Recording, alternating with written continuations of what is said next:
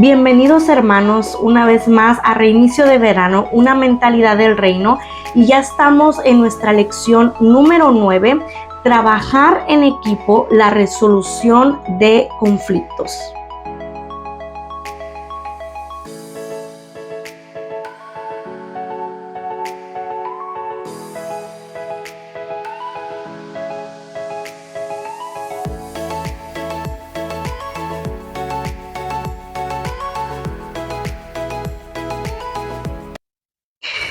Hágase las siguientes preguntas. ¿Es difícil para ti compartir un proyecto con otras personas? ¿Te molestas cuando no recibes crédito público por cosas que haces? ¿Tienes que recibir más atención y reconocimiento que los demás para sentirte bien a ti mismo? ¿Te sientes mal cuando otro se levanta y es usado por Dios? ¿Te sientes amenazado por otros que sirven en el mismo ministerio que tú tienes? ¿Sientes satisfacción privada cuando otra persona falla? ¿Te cuesta trabajar detrás de bambalinas, por decir así, detrás de escena? ¿Te sientes, te cuesta, como que te cuesta trabajar detrás y siempre quieres estar enfrente? ¿Te sientes mal cuando otra persona en el mismo ministerio tiene dones más avanzados que los tuyos? Bueno, nuestra meta en esta semana es aprender cómo servir a Dios en unidad con los demás. ¿Cuáles son los impedimentos a la unidad? ¿Y cómo podemos ser hijos de paz? Bueno, primeramente vamos a ver los impedimentos a la unidad. Sabemos que todos siempre oramos, siempre pedimos que haya unidad, que haya una iglesia unida, pero la palabra misma nos enseña qué es lo que impide esa unidad para poder nosotros tratar de ser unidos, de vencer esos impedimentos, esos obstáculos.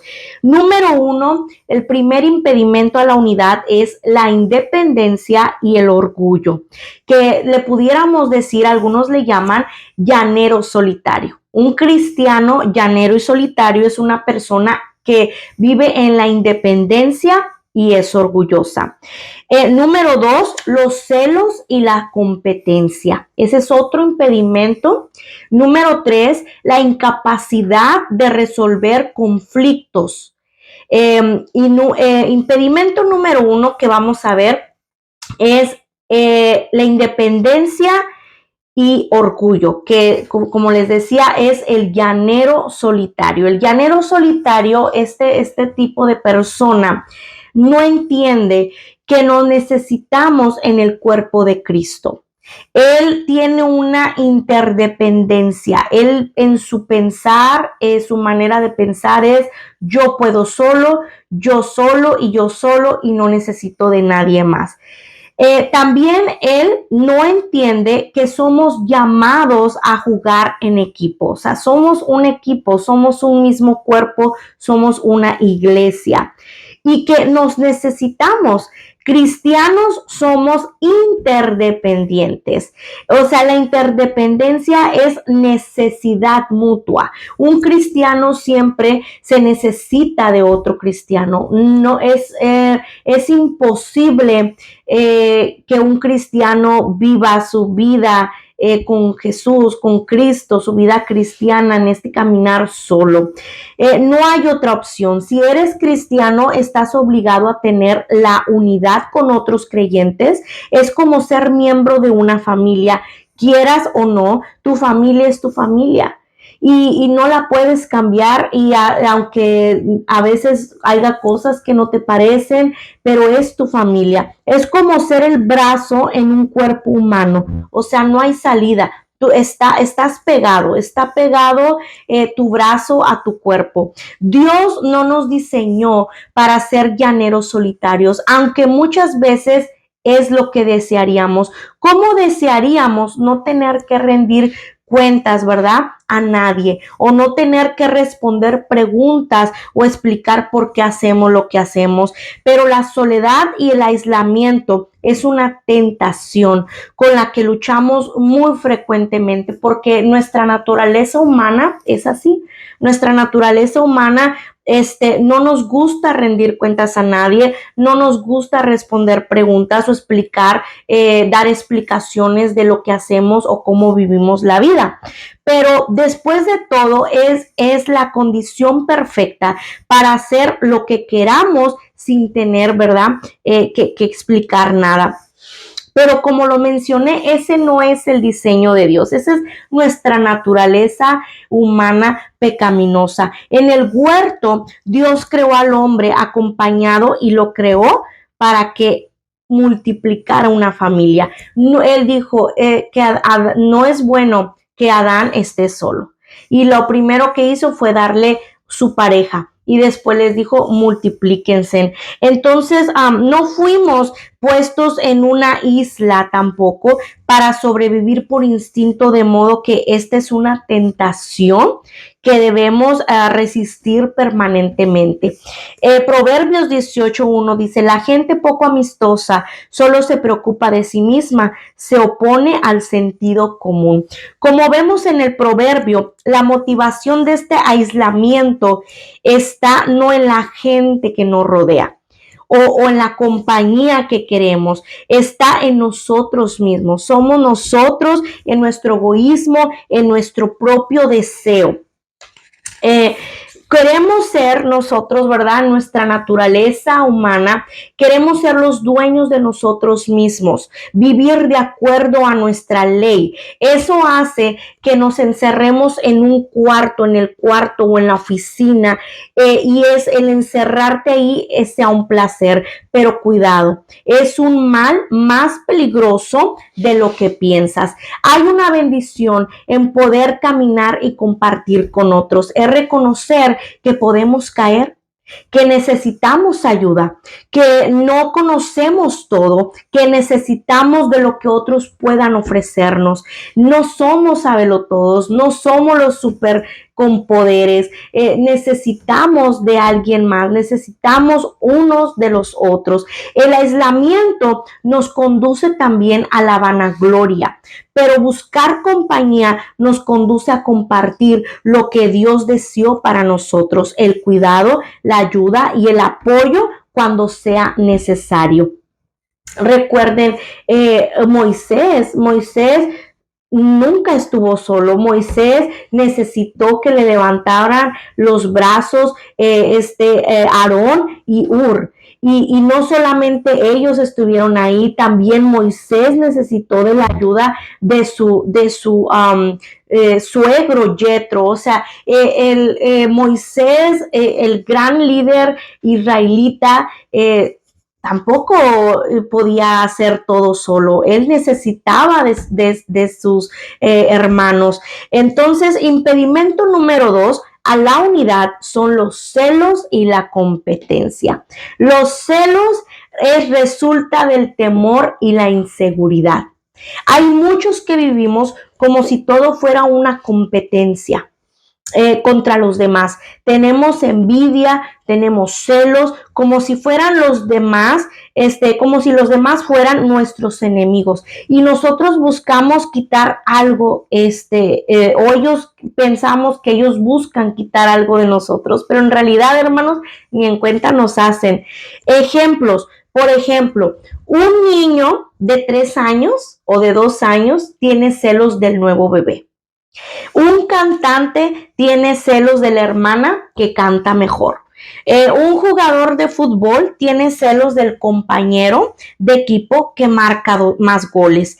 El hermano con el don de profecía tiene celos de otra persona profética que tiene el mismo don. En cada caso, ¿por qué son esos celos? Es por el temor y la inseguridad personal.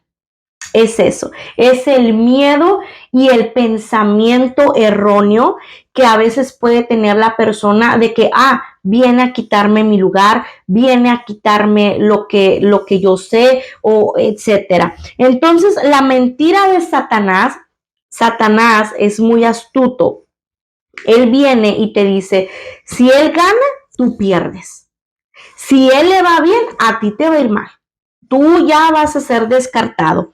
Pero la verdad del reino, la verdad de Dios es que dice la palabra que estamos en el mismo equipo. Si a un hermano, a una hermana, gloria a Dios, Dios lo usa, le va bien, a nosotros también nos va a ir bien, a la iglesia le va a ir bien porque es un equipo. Cuando usamos la palabra celoso, la usamos en el sentido de estar envidiosos de alguien que tiene algo que nosotros no tenemos. Esta clase de celos, hermanos, es un pecado y no es característico de un cristiano. Más bien muestra que aún estamos siendo controlados por nuestros propios deseos. Gálatas 5:26 dice, no nos hagamos vanagloriosos, irritándonos unos a otros, envidiándonos unos a otros. Dios es un Dios de abundancia. El éxito del otro no me rebaja. Estamos en el mismo equipo contra el mismo enemigo que es Satanás. Cuando el otro es exitoso o es bendecido o vence a Satanás, yo también me puedo gozar con él. Yo también puedo decir con él lo vencimos. Entonces necesitamos entender que el éxito de otra persona no nos rebaja. Estamos en el mismo equipo. Ejemplos de jugadores de equipo en la palabra, por ejemplo, como les decía, Moisés, Juan el Bautista. Moisés también en una parte de la palabra, él llegó a decir, ojalá que todos fueran profetas. Cuando otro recibe una unción especial más grande que la tuya, ¿cómo reaccionas?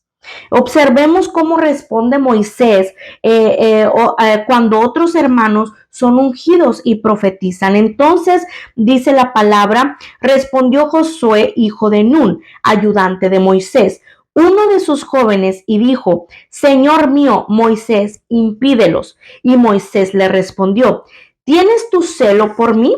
Ojalá todo el pueblo de Jehová fuese profeta y que Jehová pusiera su espíritu sobre ellos. Vemos aquí cómo Moisés le querían meter celos. Mira, ellos también tienen ese don de poder hablar, poder transmitir los mensajes de Dios. Y Moisés dijo, gloria a Dios. Ojalá todos, ojalá a muchos, a todos Dios les pusiera el Espíritu Santo sobre ellos. Juan el Bautista, el que dijo, es necesario que él crezca, pero que yo mengüe. Cuando querían también meterse ellos, mira, él está teniendo más seguidores, Juan, en vez de tú, cuando le decían de Jesús, y dijo, es necesario que yo me haga pequeño y que el grande sea él, no soy yo. Entonces, necesitamos aprender que en el reino de Dios ganamos cuando otros ganan. Sea un Bernabé, hijo de consolación. Bernabé entendió que estamos en el mismo equipo. Es uno de los también ejemplos de que ganamos cuando ayudamos a los demás a ser exitosos. Bernabé ayudó a otros a ser más exitoso que él. Él aceptó y animó a dos discípulos que eran rechazados por los demás. Estoy hablando de Saulo y Juan Marcos. Con el tiempo, como sabemos, Saulo llegó a ser el gran apóstol Pablo. El joven Juan Marcos llegó a ser el gran escritor del Evangelio San Marcos. Bernabé, como vemos, es olvidado, pero su ministerio dejó un impacto profundo para la eternidad. El impedimento número 3 es a la unidad, es la incapacidad de resolver problemas, de resolver los conflictos. La persona que no es capaz de resolver los conflictos no entiende que se requiere de un esfuerzo grande y constante para cultivar la paz. Cómo resolver un conflicto y las pautas para un conflicto sano. Efesios 4, 2, 3 dice: sean siempre humildes y amables, sean pacientes unos con otros y tolérense las faltas con amor. Hagan todo lo posible por mantenerse unidos en el espíritu y enlazados mediante la paz. Juan 17, 22, 23 dice: les he dado la gloria que tú me diste, para que sean uno como nosotros somos uno. Yo estoy en ellos y tú estás en mí. Que gocen de una unidad tan perfecta que el mundo sepa que tú me enviaste y que los amas tanto como me amas a mí. La unidad, como vemos en estos versículos, hermanos, es un regalo que el Señor Jesucristo ya nos dio a todo aquel que cree en Él. El Espíritu Santo vino y unió nuestros corazones bajo un mismo nombre, un mismo sacrificio, un mismo perdón y una misma esperanza, y asimismo un mismo futuro glorioso y eterno con el Señor. Al venir a Cristo, ya todos somos hermanos en Cristo. El Señor nos unió y nos hizo una familia. La unidad ya está dada. Nuestra labor simplemente es conservarla, mantenerla y cuidarla. Dios nos llama a guardar esa unidad, a protegerla en nuestro corazón. Guardar la unidad requiere del esfuerzo de cada creyente para llevar una vida íntegra y digna delante del Señor. ¿Qué necesitamos? Bueno, necesitamos ser creyentes mansos y humildes. La verdadera humildad es considerar a los demás creyentes en más alta estima que a nosotros mismos. La mansa humildad se trata de apreciar, distinguir y reconocer las virtudes y los dones que el Espíritu de Dios ha puesto en los demás hermanos. Es dejar un poquito el yo, es dejar nomás el yo sé, el yo hago, el yo soy, el yo, sino reconocer a los demás, sus virtudes, sus dones que el Señor ha puesto en ellos. Y eso, hermanos, se llama mansa humildad. Es valorar de corazón a cada hermano. ¿Cómo se resuelven los conflictos? En cualquier equipo o familia, hasta en las mejores familias, va a haber conflicto. El conflicto es inevitable. Un cristiano maduro sabe cómo resolverlo. Aquel que es maduro espiritualmente sabe cómo manejar cualquier tipo de conflicto. En una iglesia existen muchas áreas donde pueden surgir conflictos. Sin embargo, la mayoría de ellos tiende a surgir en una de estas tres categorías. Por ejemplo, conflictos debido al pecado entre los creyentes, conflictos con el liderazgo y conflictos entre los mismos creyentes. Cada creyente tiene la responsabilidad de procurar resolver sus conflictos, y algunos pasos que te voy a dar que pueden ayudar a la resolución de esos conflictos. Por ejemplo, primeramente, desarrollar la actitud apropiada del corazón. Todo el caminar con Dios, todo el caminar con el Eterno es el corazón. Tiene que ver el corazón. El corazón tiene que ser manso, humilde, perdonador y paciente. Número 2, evaluar su parte del conflicto. O sea, es necesario quitar primero la viga de su propio ojo antes de ayudar al otro. ¿Qué me refiero con esto? Dejar de ver nada más en lo que hizo mal el hermano. Dejar de señalar, es que él hizo, él es que él dijo, él es que esto, él, y ver yo, mi parte. Ok, saber, bueno, yo también no hice así, yo también contesté así, yo también hice esto, no lo debí de haber hecho. O sea, evaluarse uno mismo y tomar tu parte, porque para un conflicto, pues no nomás es de uno, es de dos. Número 3, ir directamente con la persona. para expresar tu preocupación. Eso se debe hacer con amor y no simplemente por exponer una queja o dar rienda suelta a una emoción como el enojo. Acusar a una persona tiende a estimular los mecanismos de defensa. Por tanto, aborde el problema en vez de atacar a la persona. Esto le da a la persona una mejor oportunidad de clarificar la situación, de entender qué pasó o de pedir perdón por la ofensa. Si el primer intento para obtener una solución no se logran los resultados que uno desea, bueno, dice la palabra que se puede dirigir a otra persona que pueda ayudar como mediador. Recuerde de que su objetivo no es ganar una discusión, no es decir yo gané, yo estoy en lo correcto, sino es llegar a una reconciliación con su hermano creyente. Los conflictos se manejan mejor cuando las personas se enfocan en amar a otros con una actitud humilde y de oración, con la intención de restaurar las relaciones, no de hacer el problema más grande. La mayoría de los conflictos dentro de la iglesia deberían ser manejables si se siguen los principios bíblicos que yo antes ya le he mencionado. Necesitamos, hermanos, necesitamos reflejar a Jesús por medio de una iglesia unida en amor. ¿Por qué? Porque allá afuera el mundo está un caos. Allá afuera todos contra todos.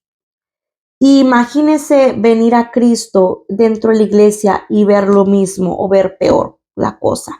Entonces, busquemos fervientemente en oración cada día de que Dios, pidámosle a Dios que transforme nuestro carácter, que podamos ser creyentes genuinamente mansos, humildes, pacientes en amor e íntegros. No pida que aquel, no pida que aquel, pida que usted, yo, Señor, yo necesito ser transformado. Yo necesito ser un creyente genuinamente manso, humilde, paciente, amoroso e íntegro, para que así, hermanos, podamos reflejar la gloria y el amor de Cristo. Y todo eso nos va a llenar nuestra alma de paz y de descanso en el Señor, si usted lo hace. Pero si no estamos en oración fervientemente con el Señor, pues ¿qué va a salir, hermanos, en una de esas situaciones? Nuestra carne, nuestro yo y no nada del Espíritu Santo. Entonces, busquemos fervientemente en oración cada día. No solamente pedir, Señor, que seamos unidos, no. Pidámosle, Señor, transfórmanos, transforma nuestro carácter, transforma nuestro corazón, haznos humildes, haznos pacientes, amorosos, íntegros, entendibles, en ser conscientes, entendidos con los demás.